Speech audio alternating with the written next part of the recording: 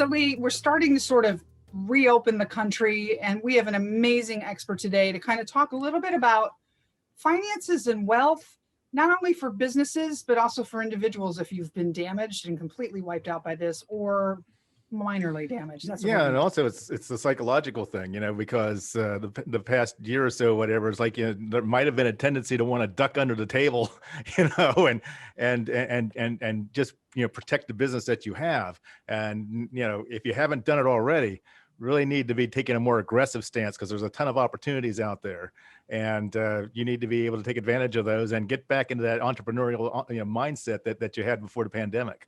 It is all part of managing. So welcome to Manage Smarter, everyone. I'm Audrey Strong, Vice President of Communications here at SalesFuel. And I'm Celie Smith, the President and CEO of SalesFuel. All right, so the expert today, we are very lucky to have this gentleman at our microphones, Dr. John Demartini, bestselling author, educator, and leading human behavior expert. Dr. Demartini is the founder of the Demartini Institute, which has helped hundreds of thousands of entrepreneurs and individuals break through their limitations and find success. And he is here to talk about those who were not prepared for the pandemic. I mean, who was? We're living through history right now. None of us knew what to do in terms of coping with this, and how to start shifting the money mindset, create personal wealth and financial survival. He's got business owner advice as well, trying to recover from all of this. So Dr. Demartini, welcome. Thank you for coming. Thank you for having me. So the wisest thing to do right now is to make a commitment to raise the value of wealth building on your list of values. You talk about that as sort of a starting point. Let's start there. What do you mean by that? Well, money circulates through the economy from those who value it least to those who value it most. I want everybody to just think that through, because sure, if you have a high value on consumable items that depreciate in value, and the moment you get money, you buy those, you're handing your money over to other people and you're buying depreciables. So it'll never work for you. You'll be working for it. You'll be its slave, buying depreciables that you accumulate in a house and store in a house to pay a mortgage to store it, instead of actually buying assets.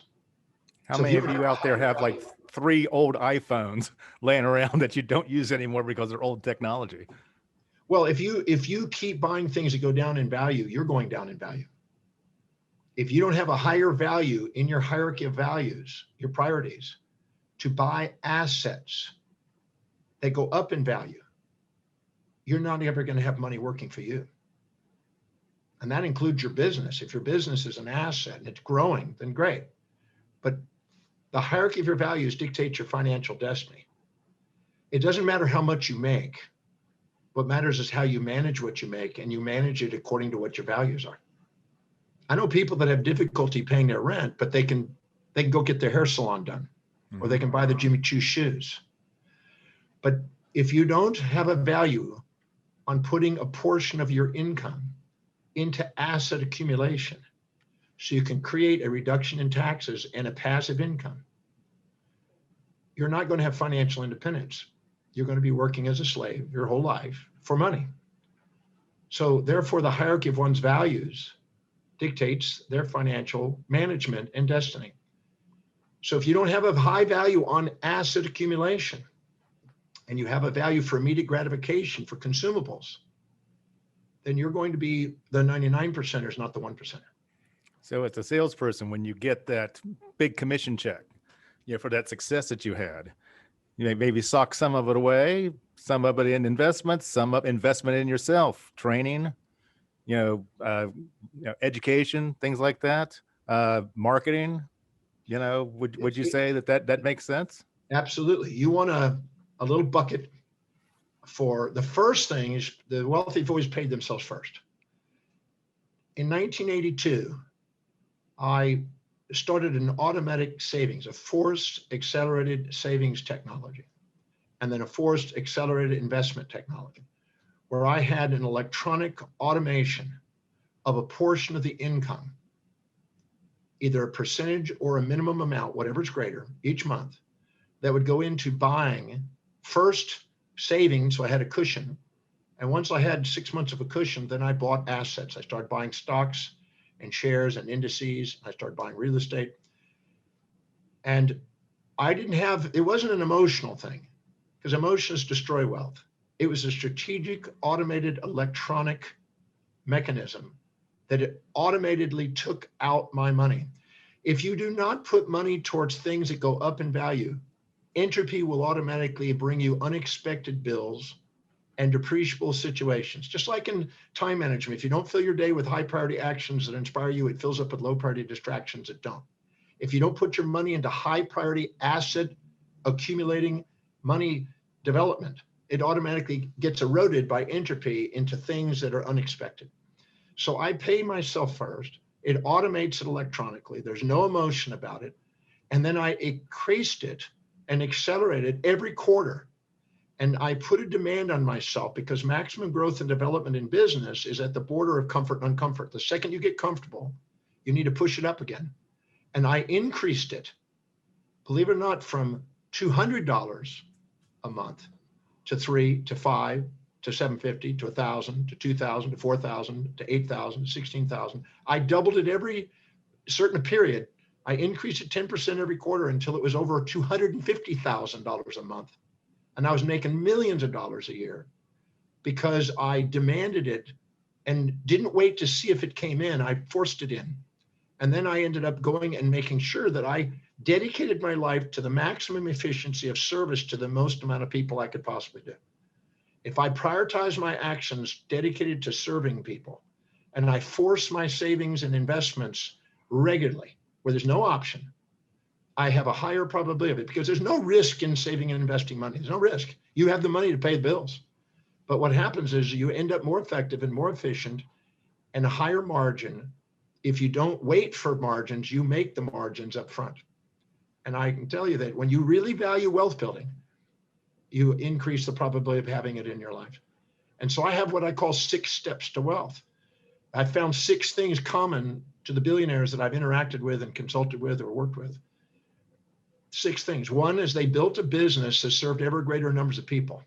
If you don't have a work ethic and you don't have a desire to serve ever greater numbers of people, then you're kind of living in a fantasy that I'm desiring all this money and financial independence without actually having a commitment to service, because service is the factor. Look at Bezos. He was dedicated to serving vast numbers of efficiency. He was dedicated to customer service. That's why he's the wealthiest man on the planet. So writing down the benefits and stacking up the advantages of actually going out and caring about human beings and humanity and serving them is one of the first steps. If you have a big enough reason for doing it, you'll do it. The second one is writing hundreds of benefits on managing the business effectively and efficiently to maximize profits. Ricardo's law, Parkinson's law, Pareto's law, the most efficient prioritized actions you can do that actually dedicated to service, that are proven to give service.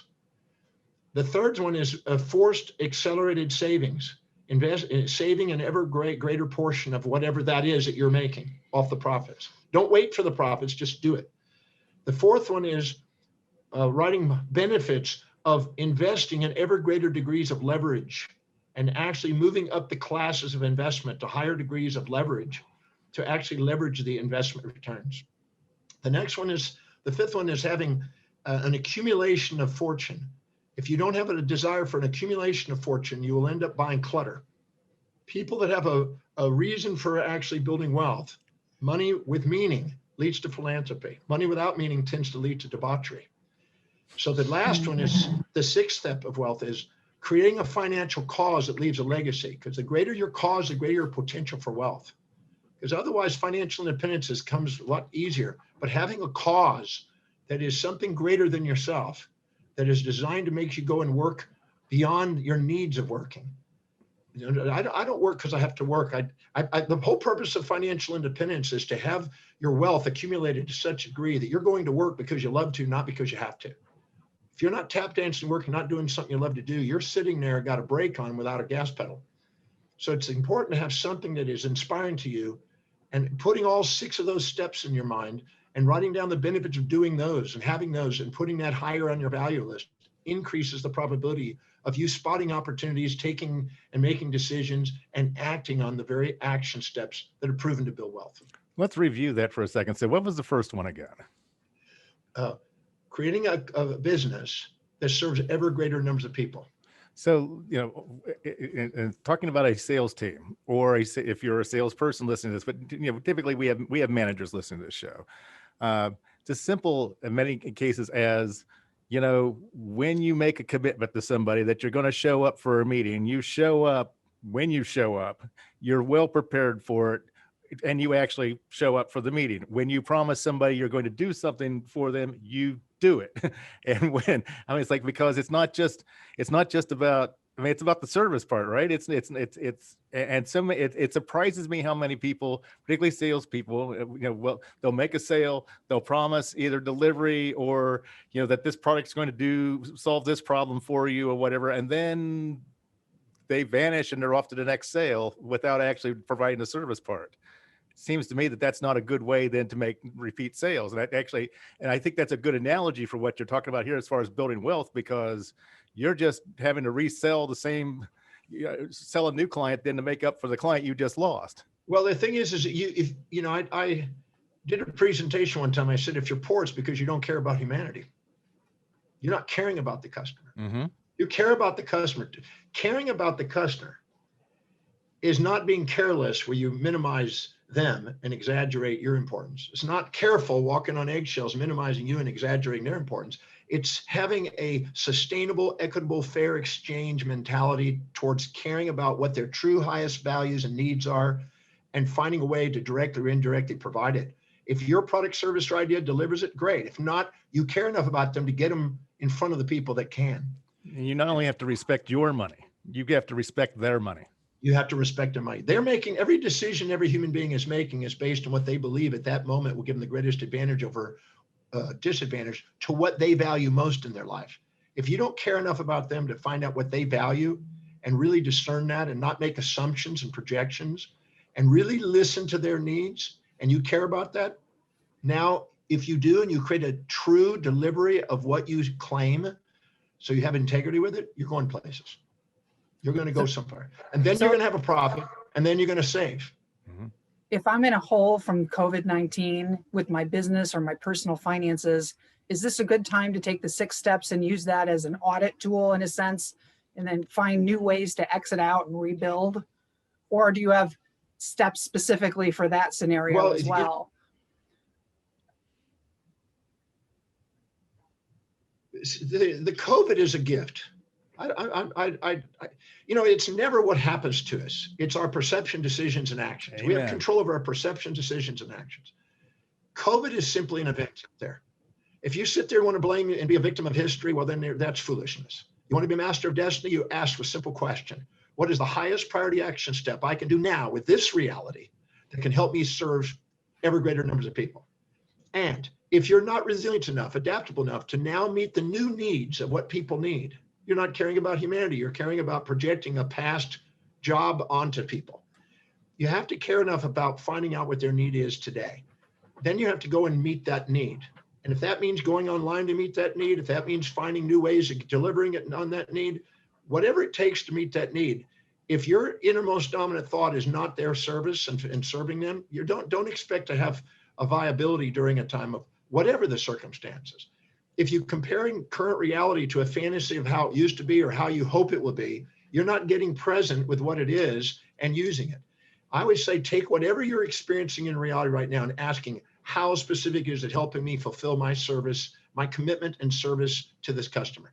How am I going to meet this individual's needs? If I do that, I'm not going to have a problem growing a business no matter what the outer circumstances are, because there's people out there that are boomed because they met the needs.